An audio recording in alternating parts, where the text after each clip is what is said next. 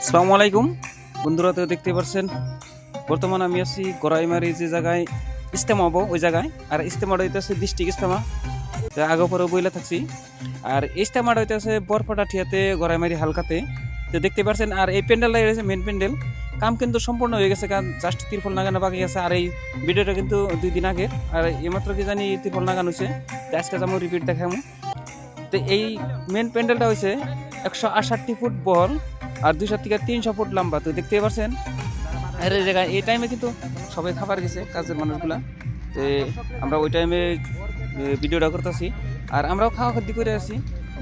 যেহেতু এই জায়গায় জানেনি যে আল্লাহর নিয়ামত, যে জায়গায় একত্রিতভাবে যেহেতু ইসলামিক ধর্মের একটা কাম চলতেছে, যেটা ইজতেমা। আর ইজতেমায় সবাই সহযোগিতা করে ইসলাম ধর্মাবলম্বী মানুষগুলাই।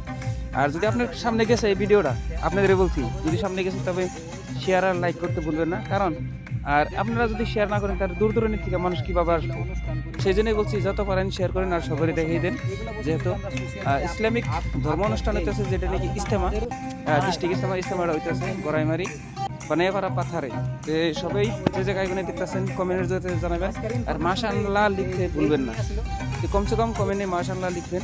তো যে যেখানে দেখতেছেন পারলে সবাই সুস্থ এবং ভালো থাকবেন, আর যত পারেন বেশি বেশি শেয়ার করেন। কারণ এই ভিডিওটা যদি শেয়ার করেন তথাপি সব পাওয়া যাবো, কমেন্ট করলেও সব পাওয়া যাবো। মাশাআল্লাহ লিখতে কিন্তু কেউ বলবেন না। তো দেখতেই পাচ্ছেন কত রুট লম্বা, বহুত লম্বা আছে। ডিস্ট্রিক্ট ইজতেমা হইলেও জায়গাটা বহুত এরিয়া ভালোখানি বড় আছে।